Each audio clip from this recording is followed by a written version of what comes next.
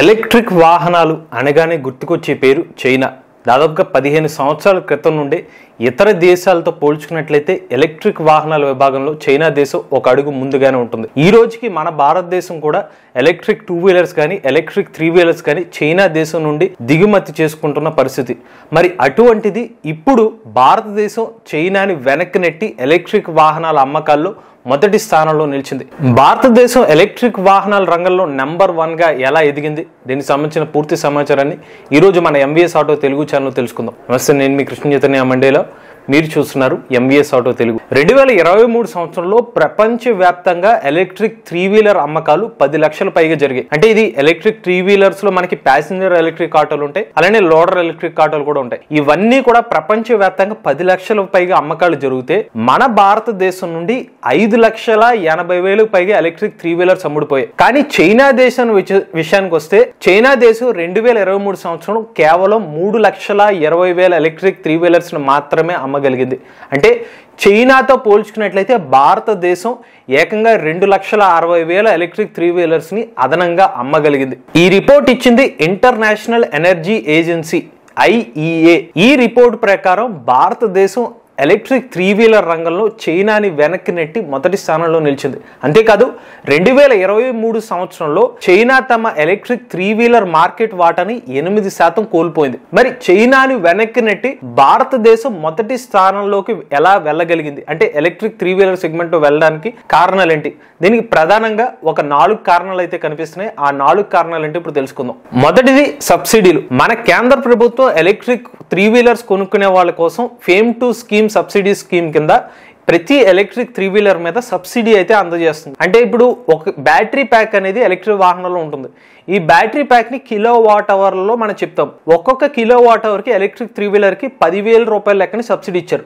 ఈ సబ్సిడీ ప్రధానంగా 2022 సంవత్సరం 2023 సంవత్సరం ఈ మధ్య ప్రాంతాల్లో ఎక్కువగా సబ్సిడీ వచ్చిందనమాట. అలా మాక్సిమం ఒక ఎలక్ట్రిక్ 3 వీలర్ కి దాదాపుగా ₹1,00,000 వరకు సబ్సిడీ వచ్చింది. అంటే ఒక ఎలక్ట్రిక్ ఆటోలో ఒక 8 కిలోవాట్ అవర్ల బ్యాటరీ ప్యాక్ ఉంటే ₹80,000 వరకు సబ్సిడీ, 10 కిలోవాట్ అవర్ల బ్యాటరీ ప్యాక్ ఉంటే ₹1,00,000 వరకు సబ్సిడీ వచ్చేది. దీంతో సబ్సిడీ ఎక్కువ ఉండటం వల్ల ఒక ₹4,00,000 విలువ చేసే ఎలక్ట్రిక్ ఆటో ₹3,00,000 అందుబాటులోకి వచ్చింది. దాంతో ఎలక్ట్రిక్ ఆటో రేట్లు తగ్గడం వల్ల ఎవరైతే మనకి డీజిల్ ఆటో కొందాం లేకపోతే సిఎన్జి ఆటో కొందాం అనుకున్న ఆటో సోదరులు ఈ ఎలక్ట్రిక్ ఆటోలో కొంచెం డబ్బులు తక్కువ అవుతాయి, మన మెయింటెనెన్స్ ఖర్చులు తక్కువ ఉంటాయి, రోజు ఛార్జింగ్ ఖర్చులు తక్కువ కాబట్టి సిఎన్జి లేదా డీజిల్ ఆటోను పక్కకు పెట్టి ఎలక్ట్రిక్ ఆటోని కొనడం స్టార్ట్ చేశారు. ఇలా సిఎన్జి లేకపోతే డీజిల్ ఆటోని పక్కన పెట్టి ఎలక్ట్రిక్ ఆటోలను కొని డీజిల్ లేకపోతే సిఎన్జి ఆటో కొంటే డబ్బులు ఏదైతే ఈఎంఐ కట్టాలో ఆ ఈఎంఐనే ఎలక్ట్రిక్ ఆటో కొని జస్ట్ ఆ సేవింగ్స్ డబ్బుల్ని ఈఎంఐ కట్టడం స్టార్ట్ చేశారు. దీనివల్ల ఎలక్ట్రిక్ ఆటో అమ్మకాలు బాగా పెరిగినాయి మన భారతదేశంలో. రెండోది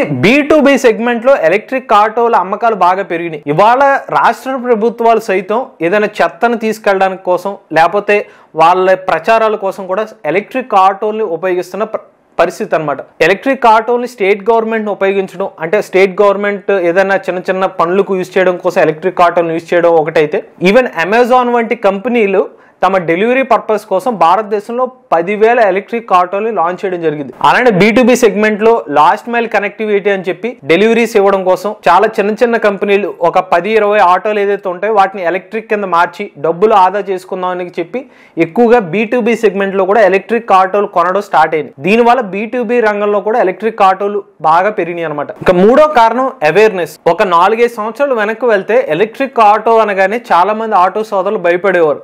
ఈ ఎలక్ట్రిక్ ఆటోని తీసుకెళ్తే రోడ్డు మార్గంలో ఎక్కడ ఆగిపోతుంది, దానివల్ల నాకు ఉపయోగం ఏంటి, లేకపోతే రోజు 100 కిలోమీటర్లు వెళ్ళాలి, దాన్ని 200కి వెళ్ళాలంటే నేను వెళ్ళలేను కదా అని చెప్పి మైండ్లో చాలా డౌట్స్ ఉండే. కానీ రాను ఎలక్ట్రిక్ ఆటో మీద కొంచెం అవగాహన పెరగడంతో ఒక ఎలక్ట్రిక్ ఆటోను కూడా మన ఇంటి దగ్గర ఛార్జ్ చేసుకుంటే డబ్బులు తక్కువ అవుతాయి, అలా డబ్బులు ఆదా చేసుకోవచ్చు. లేదా బ్యాటరీ స్వాపింగ్ నెట్వర్క్ వచ్చాయి కాబట్టి కేవలం ఒక 5 నిమిషాలు వెయిట్ చేస్తే బ్యాటరీ స్వాప్ చేసుకుని ఎక్కువ దూరం కూడా ప్రయాణించవచ్చు అని చెప్పి అవగాహన అనేది పెరగడం స్టార్ట్ అయింది. దాంతో ఇవాళ మన తెలుగు రాష్ట్రాల్లో చూసినా కూడా ప్రతి రోడ్డు మీద ఎలక్ట్రిక్ ఆటోలు కూడా కనిపించడం స్టార్ట్ అయింది.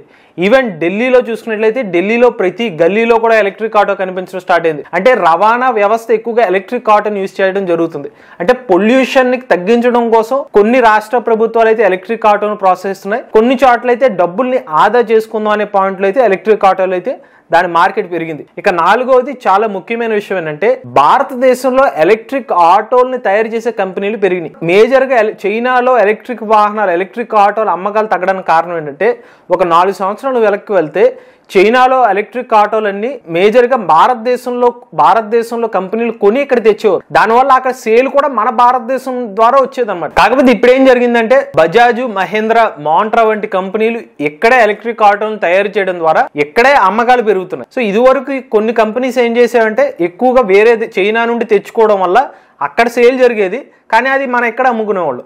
ఇప్పుడు ఏమవుతుంది, డైరెక్ట్ సేల్ అనేది ఎక్కడి నుంచి జరుగుతుంది కాబట్టి చైనాలో జరిగే సేల్ తగ్గిపోయింది, మన భారతదేశంలో సేల్ కూడా పెరిగింది అనమాట. సో ఇది మేజర్ గా పరిణామం ఏంటంటే ఇక్కడ మన భారతదేశంలో ఎలక్ట్రిక్ ఆటోలు బాగా పెరగడానికి కారణం ఇక్కడ కంపెనీలు పెరగడం, ఇక్కడే డైరెక్ట్ గా సేల్ చేయడం, ఇక్కడే తయారు చేయడం ద్వారా కూడా మనకి ఎలక్ట్రిక్ 3-వీలర్ సేల్ అనేది బాగా పెరిగింది. ఇక చివరిగా మన ministry of road transport and highways mart అనే ఒక డిపార్ట్మెంట్ ఇచ్చిన సేల్స్ డేటా ప్రకారం 2019 సంవత్సరంలో మన భారతదేశంలో ఎలక్ట్రిక్ 3-వీలర్ మార్కెట్ కేవలం 15% మాత్రమే ఉంది.